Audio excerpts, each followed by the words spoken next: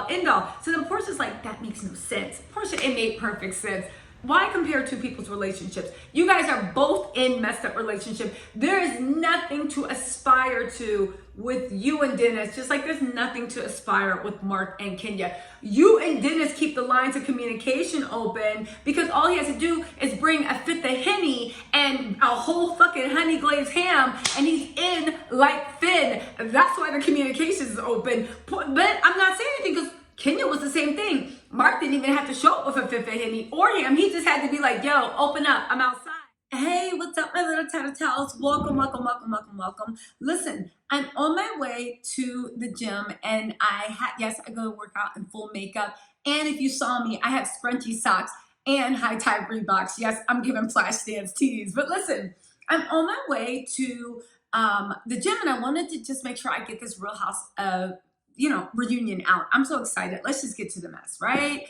So, they do this little package reel of what's going on in the season. You know how I know not really much of anything, right? So it's literally reminding me how bad the season was and how bad the producers kept trying to have a moment. That's why Drew is the producer's baby, because she's always trying to have a moment, and so are the producers, and neither of them are successful at it. So Andy jumps right off into talking about Porsha's butt. Why do you think it's fake, right? And Porsha's sitting there with this smirk. And I feel like slapping that smirk off her face because it's like, Porsha, and I've said this a million times, gorgeous girl, a work of art. But you know why she's a work of art? Because somebody fucking sculpted her. Somebody sculpted her from her fit. Porsha even has lip implants. And there was nothing, lip injections. And there was nothing wrong. She has her cheeks. She has her lips. She got the eye tilt.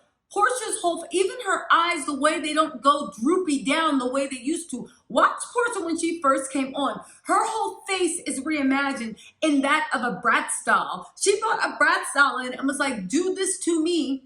And that's why Porsha looks like the way Porsha looks. No shade, but who are you to be smirking when literally when you came on, your body looked like a dash hound. Those little hot dog dogs, right? That's what Porsha's body looks like. And you got the nerve to be smirking because Kenya might have a fake booty. Man, Porsha, get out of here. It just irked me, right? Then they go on to Ralph. Now it's Kenya's turn to smirk, right? Because when they're like, oh, you say like, Andy was like, yo, everybody says your husband is so attractive. You must feel so lucky. And Kenya has a smirk on her face like, yeah, he is attractive. And I said, if Kenya starts Apollo 2 with the storyline of being in Ralph's face, I don't know if Ralph is going to succumb to Kenya. I will say Kenya's reunion look, I didn't like it that much. I mean, I liked it, but I thought I've seen her look better in pictures. I'm like, Kenya, you're a gorgeous girl. You look good. But I've seen you look more drop dead gorgeous. But in motion, when she was looking and smiling, I was like, okay, like, yes, drop dead gorgeous, right? And I was like, Kenya better not start with that Apollo mess because honestly, I'm not a big fan of Phaedra. Y'all know that, Kenya's my girl, but I did think that Apollo mess was like a step too far. Like but it was good TV because that sexual tension Kenya and Apollo used to have, then they called Porsha out on her veganism, the way she was talking shit about Kenya's pig, but she eats alligator when she wants, basically just exposing her for being a hypocrite. And Porsha owns up to it saying, listen, I'm a work in progress. I'm this, I'm that. She basically said, I'm a vegan when I feel like it, move on, right? They do flashbacks to when Porsha was talking about Dennis. He want to get married. He think I'm cute, impregnate me. And it was supposed to be a joke. And Lauren and her mom were cracking up. But honestly, that was literally a Cliff Note sheet into Porsha's brain. It really was a Cliff Note sheet. He thinks I'm cute. He wants to get married, impregnate me. That's exactly what happened with you and Dennis' relationship. All you left out was the fact that he bought you a new Chanel bag every day. And basically every time you got these red flags that this isn't like the person you want to actually have a baby with, he would buy you something else, give you some Cartier, give you some Chanel. He literally paid you to bear his offspring. And that's cool. That's cool. That's cool because there's a lot of people having children for a lot less. But y'all pay attention to that moment because that was a cliff note into Porsha's thought process. It really is that simplistic. It really was, right? Then, you know, they go into, you know, social activism with Cynthia commenting about, I think it's so great what Porsha's doing. Yeah, and listen, Porsha did get was out there getting arrested, but like, honestly, Porsha, I was out there marching to, a lot of people was out there marching to. It's great that you did that, but they literally act like Porsha literally parted the Red Sea and freed all the slaves. What? Like, literally, just, and then she's talking about, the producer asked her, well, what'd you learn from all this? And then Porsha, being as deep as she always is, was like, I learned I would do it again.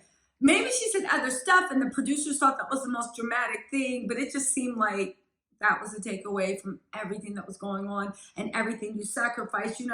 There was the social justice aspect. And Andy's talking to Porsha like she's like Don Lemon, like she's Stacey Abrams, like, oh, and you must be so proud about Georgia turning blue. Porsha gave a few stump speeches for her own advantage. Why are we directing all the political questions at Porsha? And that's the funny thing about Porsha telling on herself. Prior to that dumbass live she did, if you didn't see it, check out my video. Y'all liked it. But if you haven't seen the video, check it out, about Porsha Williams, Pinnochio Williams. But she's talking, had she not done that PSA, I would have swallowed her bullshit a little bit. I mean, had she not done the live, I would have swallowed her bullshit a little bit more. But she did the live, and the live let me know, like, Porsha, this is all bullshit. She said that, when she remembers marching with her grandfather when she was 6. I'm telling you, she is making that jump to be into politics and be here.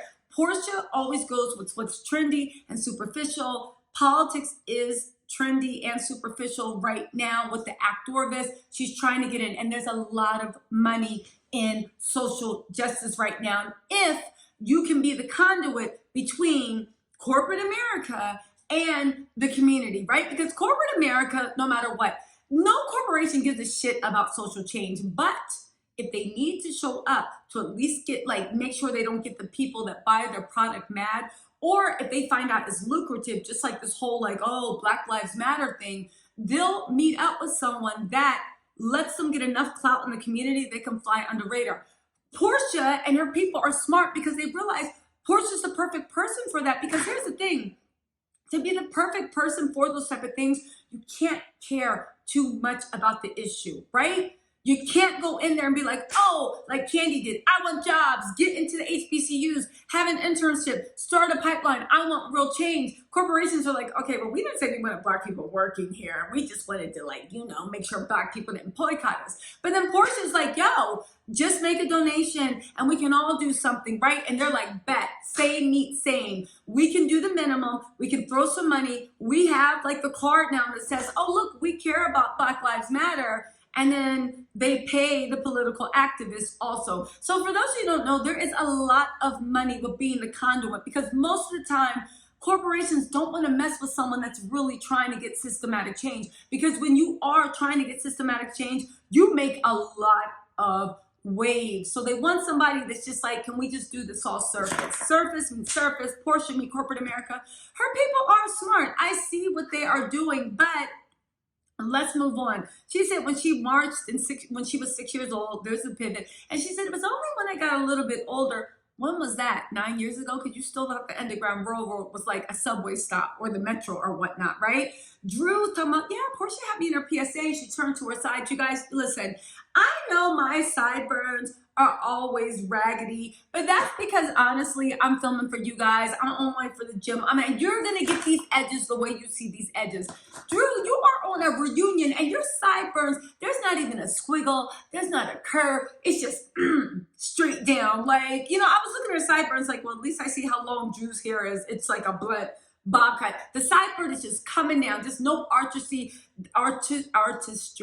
The lace front wig is parted in the middle down. There's no baby hairs. I was like, ugh, Drew and her nasty baby, Drew and her bad hair and her $1,000 bundles. And I know what some of y'all thinking. Look at your hair. Yeah, look upon it. Because I'm in my house, which I still haven't moved into, talking trash to y'all, and you guys are in my house. I'll look any way I want, but please believe if I ever get on a reunion, if I ever get on a talk show, please believe my shit is going to be like just overwhelming, Rapunzel. You're gonna be like, I've never seen such beauty. Yeah, that's right. Look upon thee, Drew.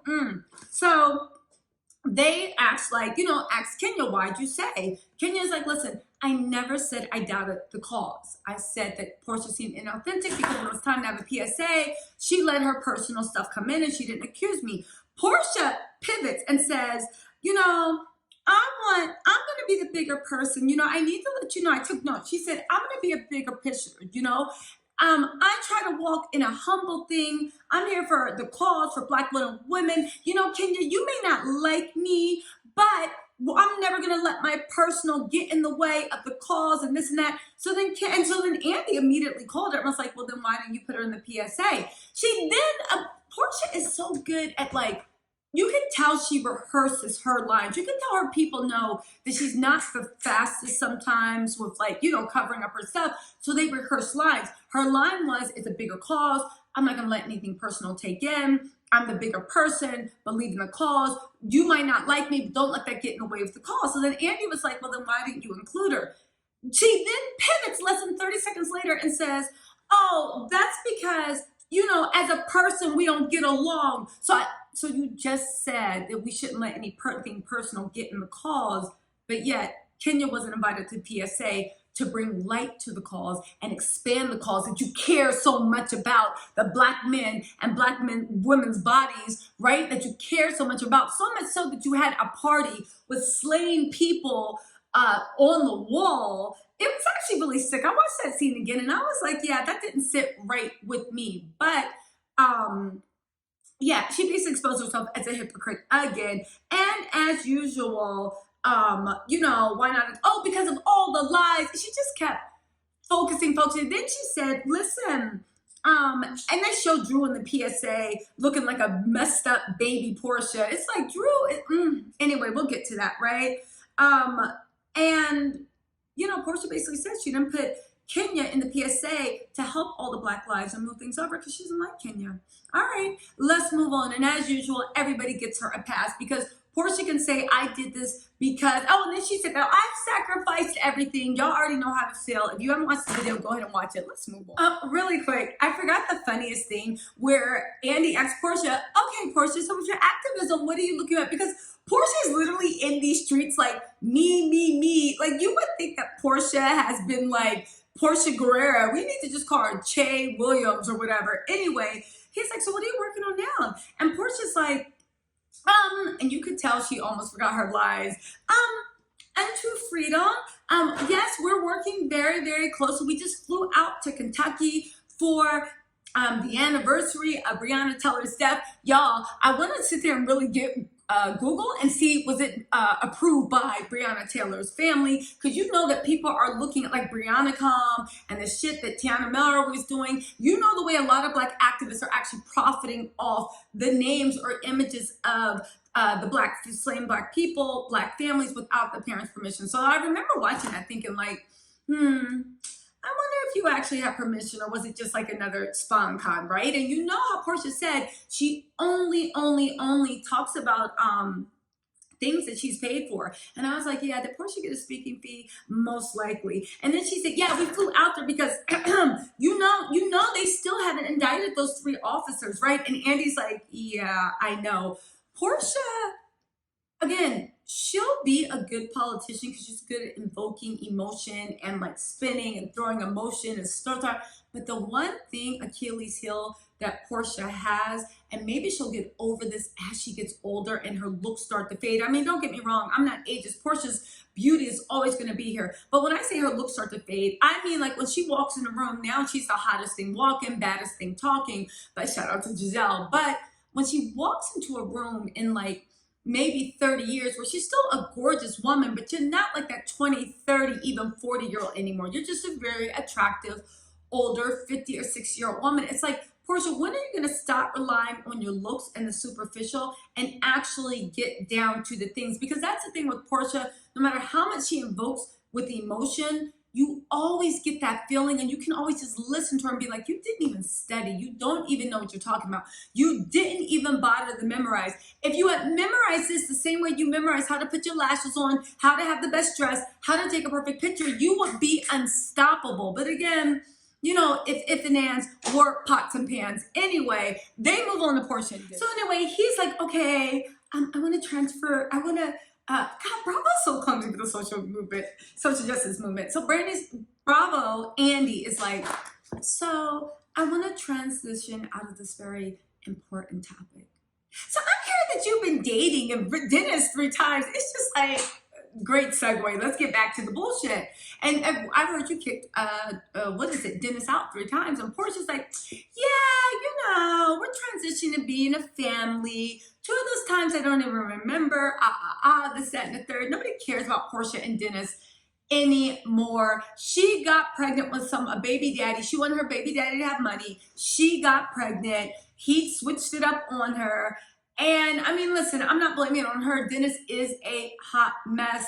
But I mean, at the very least, the takeaway is, I don't know, like at least get somebody that you respect with money to have a baby by. If you want a baby's dad that has a lot of money. All money's not good money, right? They asked her if she went on a date. Porsha's like, yes, I did go on 1 date. The real question is, how many people have you slept with? But she said she went on 1 date, and she went on a date with somebody that Drew hooked her up with. Y'all.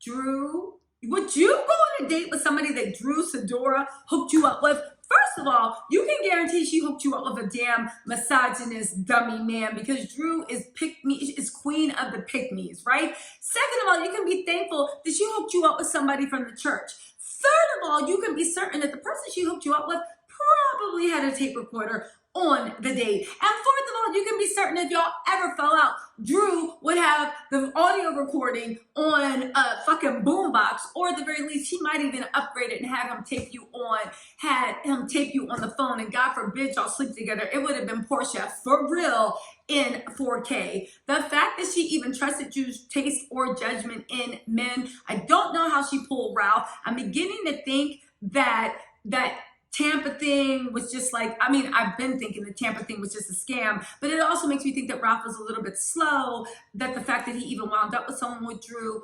or Ralph is a narcissist putting the best show on in the world. But let's get on to it. Then it switches to Kenya. Okay, now we get into the mess with Kenya and Mark's relationship. She talks about, like, first of all, when LaToya came and gave Porsha ammo, you know, and she's like, well, why were you mad at Candy but not LaToya? And she said, well, Candy and I talked about it, but to be honest with you, it was more the fact that LaToya was sharing it with people that didn't like me, you know? Bravo, people that don't care about me. Then Andy comes to Porsha's defense. Well, in all honesty, Porsha did defend you. Why did you do that, right?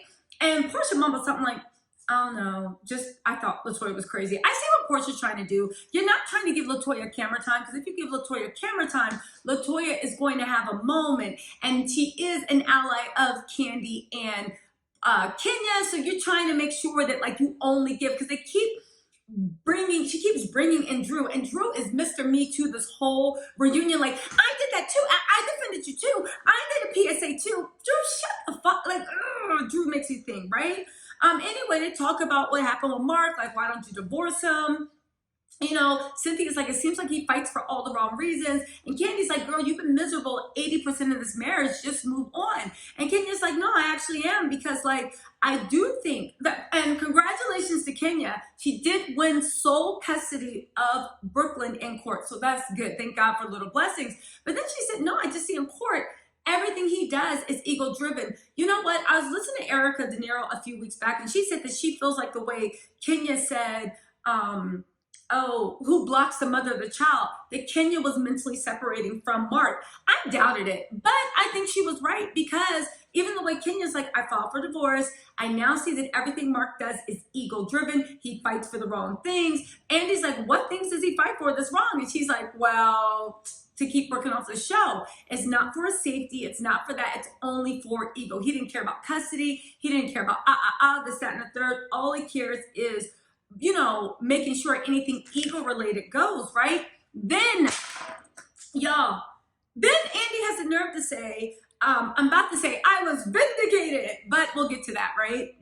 Don't worry, when it comes to me being right, I will slow walk it. But then it goes on into like, he blocked you. And he's like, yeah. And then Kenya played herself. Was like, yeah, but he unblocked me too. And Andy was like, did he? He unblocked you? You want to call him right now? And Kenya did her nervous chuckle, like, you know that nervous chuckle Kenya does, right? I can't get the thing. And Andy's like, why don't you call him right now? She does a nervous chuckle, and Andy's like, yeah, that's what I thought. So she was like, oddly enough, it looks like that, at least, people compare you and Porsha's relationship, but at least Porsha keeps communication open with Dennis. It looks like something you would aspire to do. Andy is always causing mess. So Kenya's like, I'm married. That's right, Kenya. Even though I'm not going to put a ring. So it's like, Kenya, okay. But she still was like, she was basically saying like, we are not the same. So you can't really compare two different relationships. But she walked that fine line that nobody could call her out, being like, stop acting like having only ring on is the be all end all. So then Porsha's like, that makes no sense. Porsha, it made perfect sense.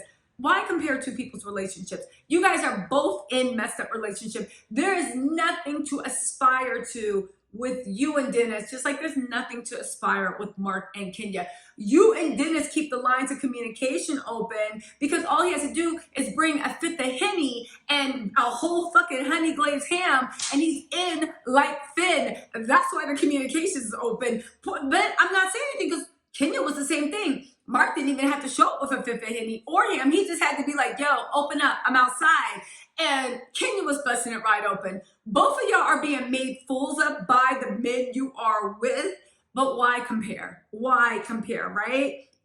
Then here it comes when I'm vindicated. Remember when I told you before that I think that Kenya's issues with her mom are what's leading her to be with Mark. And Andy actually asked that question. Some viewer, right? I was waiting for them to be like, Tisa in New York says blah, blah, blah, blah, blah. Tisa in California, I would have said I was from someplace like Milwaukee, Kentucky. I know it doesn't exist, but I still would have did it just so I could snicker like, they said Milwaukee, Kentucky on air, right?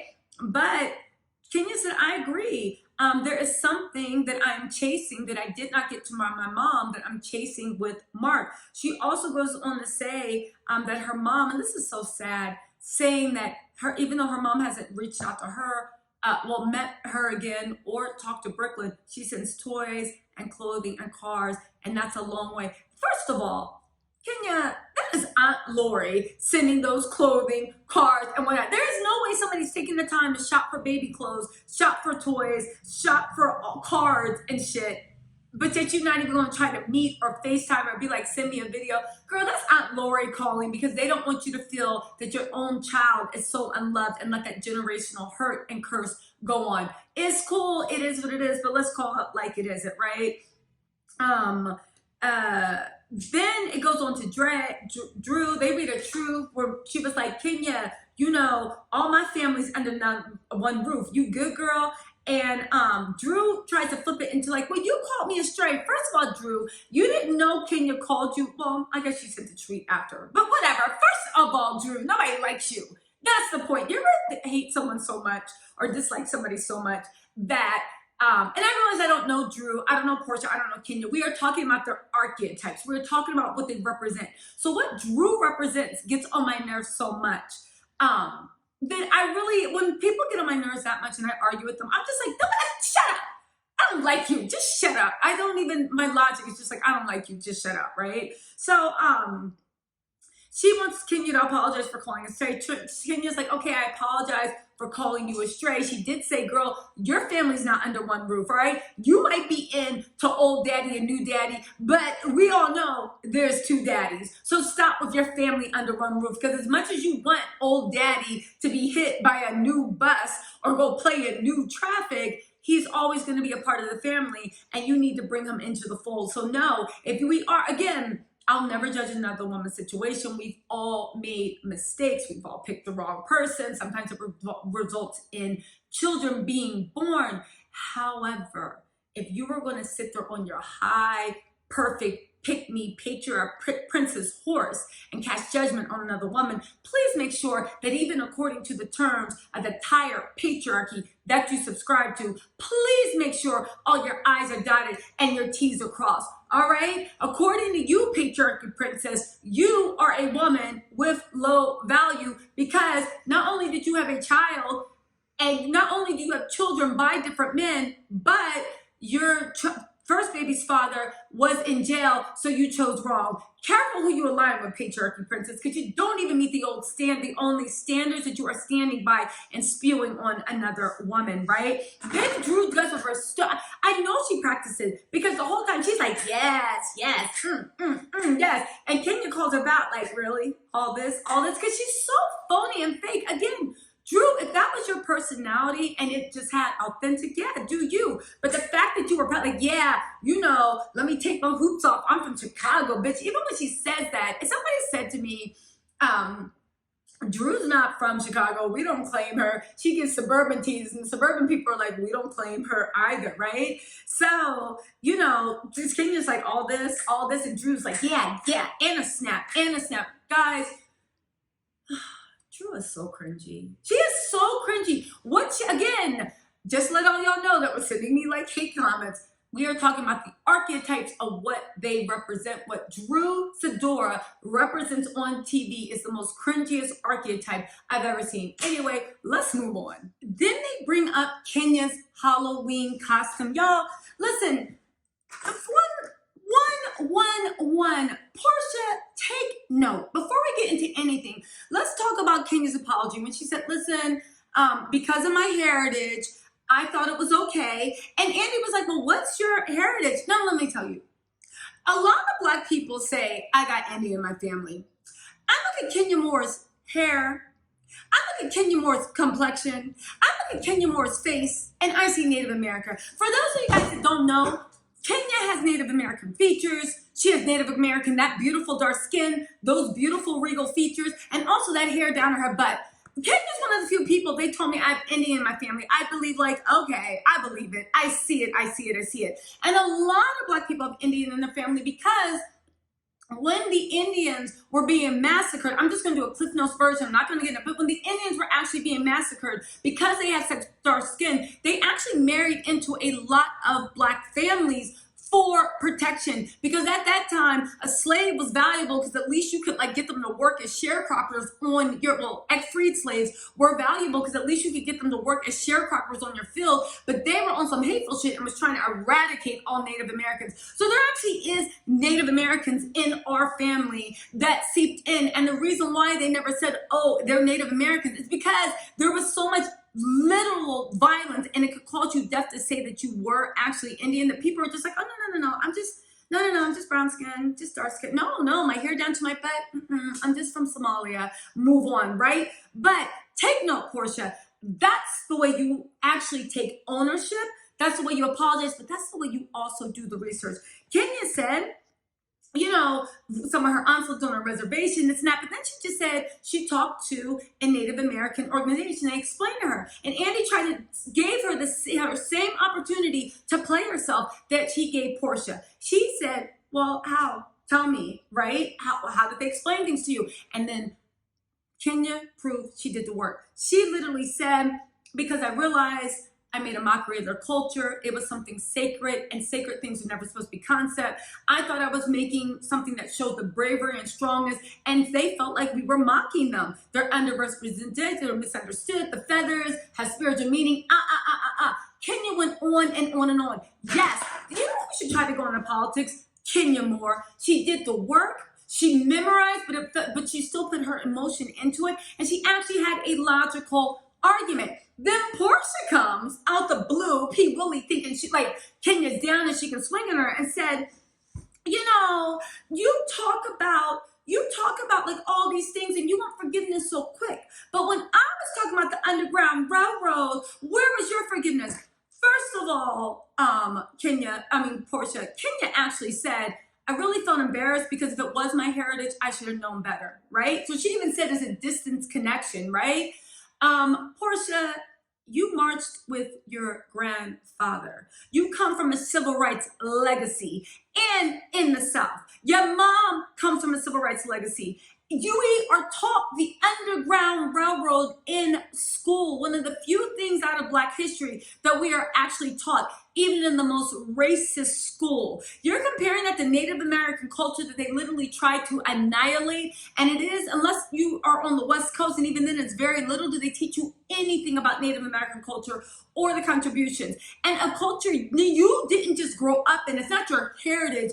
It's like you said, when I was 6 or when I got older, I learned what it meant. And you didn't know what the Underground Railroad was, so they do a flashback to what's happened live. And y'all, pay attention if you can rewind. We see Porsha's original season 1 face with the eyes, with the thing. I mean, she was still a pretty girl, but we see Porsha then and Porsha now. And she's like, oh no, I had to educate myself. And you still didn't educate yourself, Porsha. So it was weird.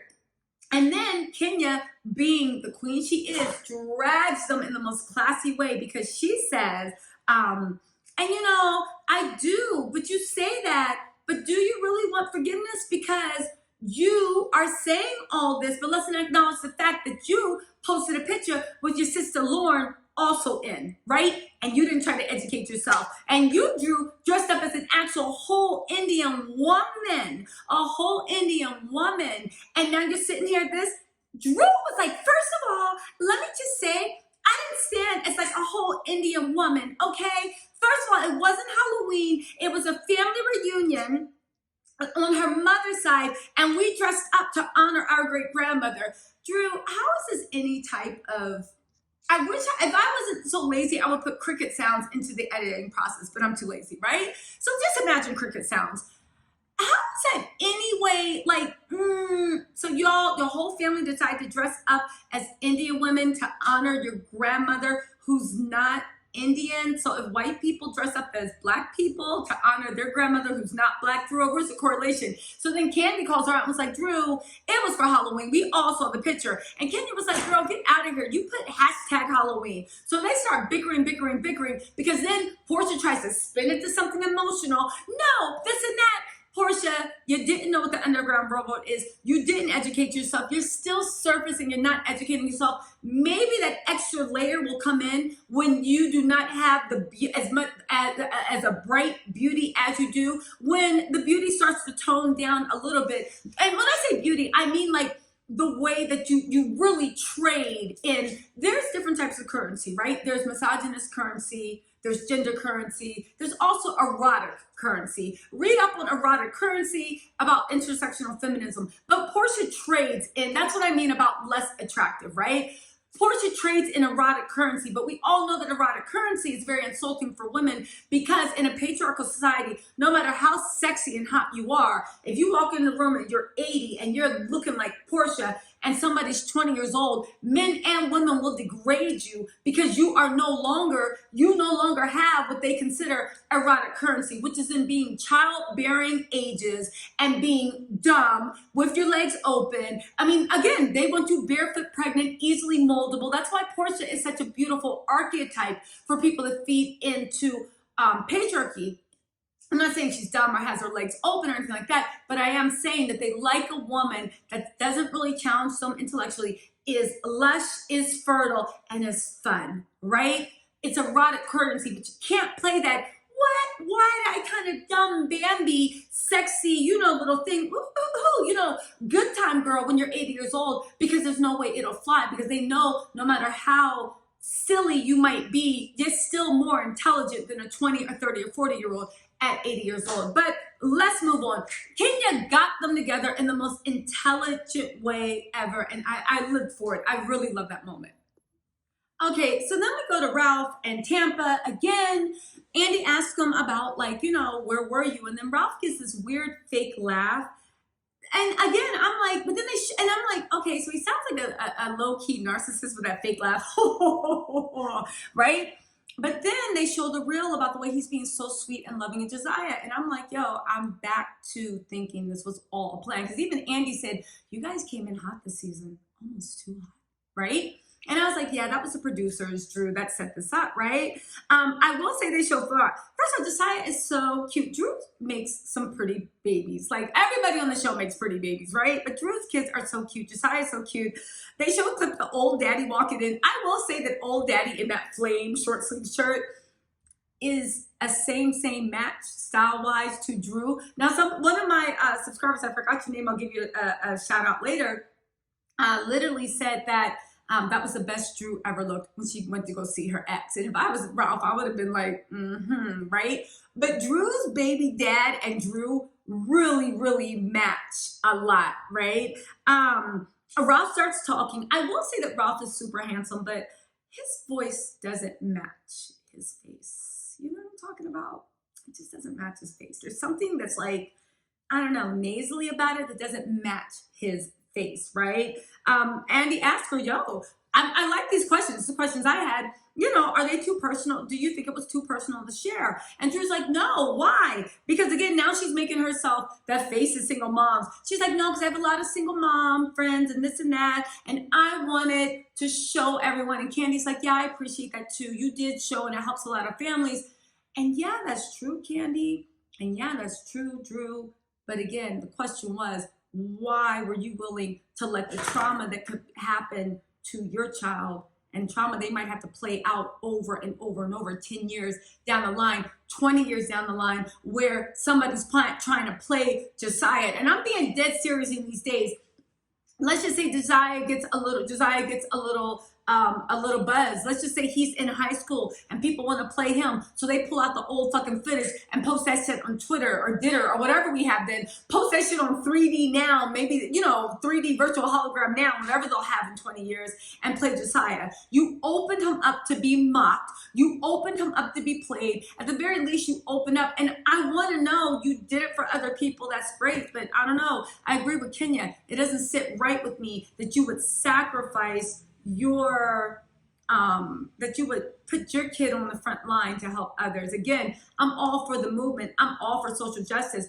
But if somebody's like, yo, put your children on the front line and all Black people can be free, yeah, I'm sorry about that. Y'all gonna have to find somebody else's kids. These ones right here, we're all going to have to work to move this struggle forward a few inches, because we're not putting my kids on the line to sacrifice for. If you know what I'm saying, it's just like, no. We're gonna have to work together, because my kids are not gonna be the sacrificial lambs, right? Then, you know, Drew's like, I just want to say, because she keeps having moments, Kenya, there was a tweet and it was cringy, and as a woman with a platform, and you would do this and you would do that. Okay, first of all, Drew, you're tripping about Kenya doing that, but half the internet, some people agree with you, half the internet didn't, are dragging your kid. But you want to bring Kenya into it, and Kenya was like, yeah, I just don't agree. Drew is saying her lines, and this and that, and blah, blah, blah, blah. And if that's the case, then you're mother. So if you want to go low, how low do you want to go? She's doing all these triggers to try to get Kenya to react. And I'll give it to the queen. Kenya sat there and said, I'm going to use this next time I'm in an argument and somebody is coming at me. My opinion does not change. And left it at that. And Drew was silent. And they went to and it went to commercial break. So, of course, they come back from break. They are still on this shit. Drew is having her moment. And this and that. Portia's like, here you go, baby. They are so phony and fake. Kenya's doing a good job of staying above the fray, but then she was like, you talked about my husband. And Portia's like, but can you understand? They talked about your child. Listen, I understand everybody with child and your children are off limits, but can we stop acting like talking about somebody that somebody loves fiercely, whether they are their child or their sister or their mother or their brother, is not that same anger when you talk. It is, for all intents and purposes, the same amount of anger at the very least as talking about somebody's child. I'm sick of on housewife shows them acting like, oh, but you talked about child. Okay, yeah, and that was really. But anyway, let's get back, because Kenya didn't even really talk. She said what Drew did was cringy. So then Drew was like, I will never forgive you, never. And this is why Drew comes across so phony, because it's always on level 10.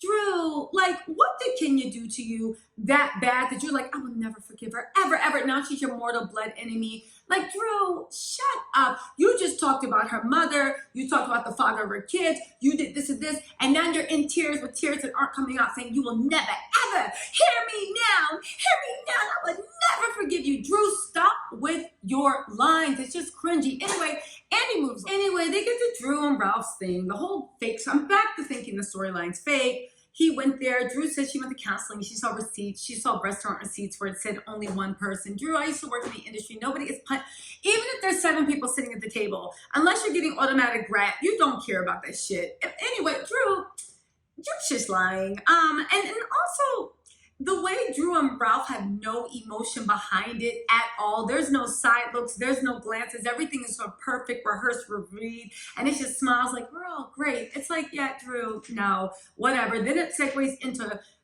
Kenya. Remember, I called it from the beginning with that look, right? Kenya being like, oh, like, you know, showing a montage of like, oh, he's very cute. Even when she said it 3 times. But she did say she's not going back to Apollo, so keep an eye on that. Andy said the cute thing where she was like, Kenya, we got your question, Mazzy and Little Rack, right? Kenya starts cracking up.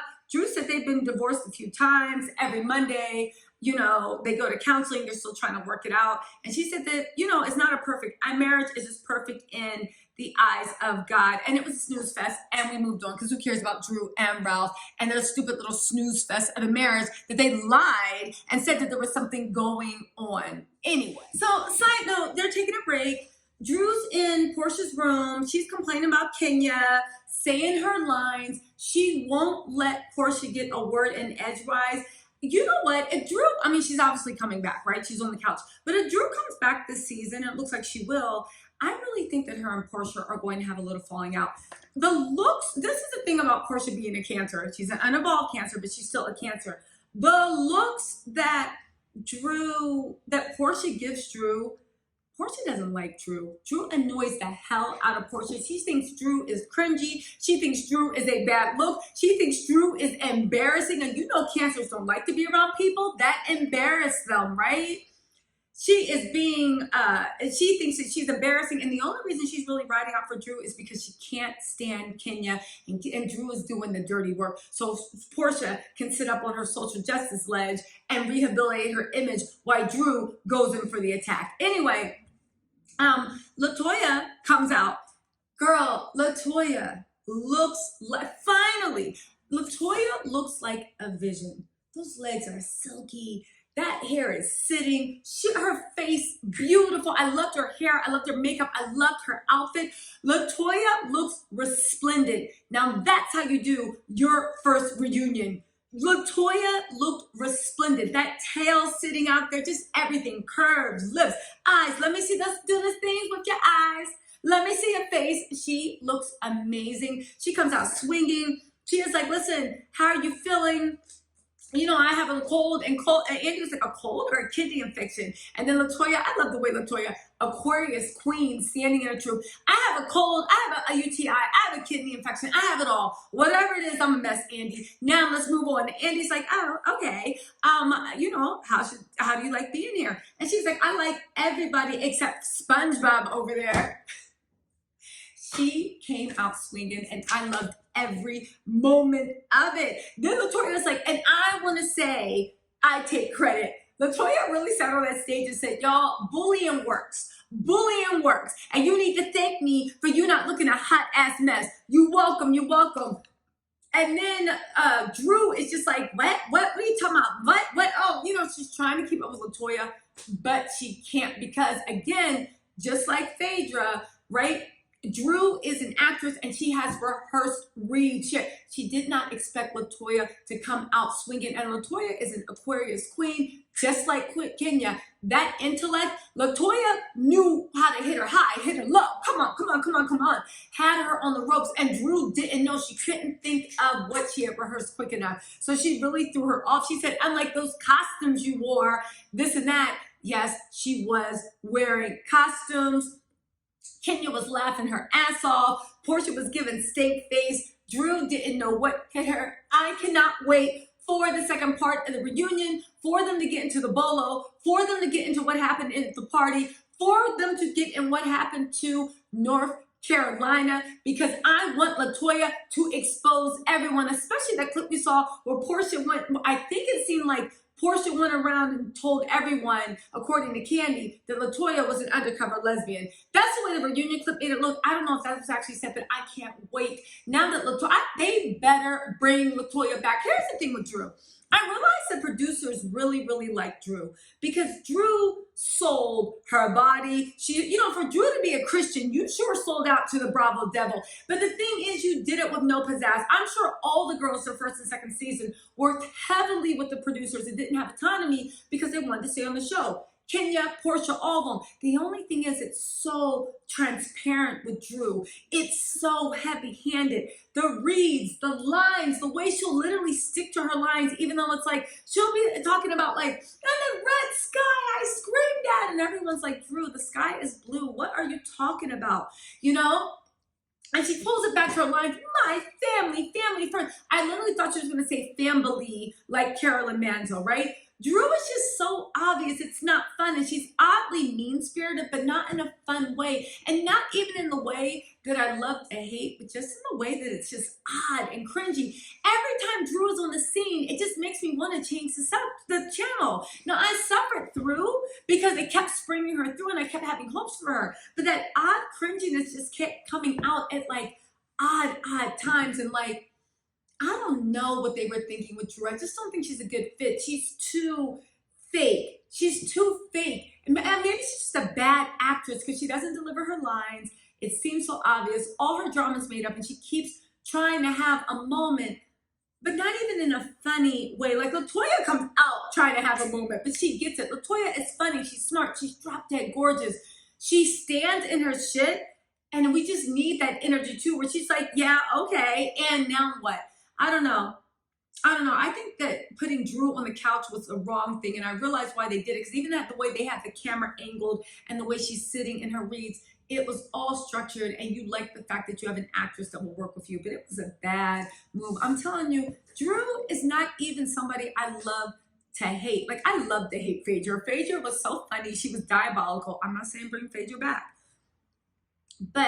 And she had rehearsed reads, but she didn't, and she was more believable with Drew. Drew is just an unlikable person, and low-key, she's really boring because now every time she says something, you just fast forward it because you've realized that 80% of what you said is all bullshit, so we might as well just fast forward. Anyway, y'all, I gotta go. I gotta go to the gym.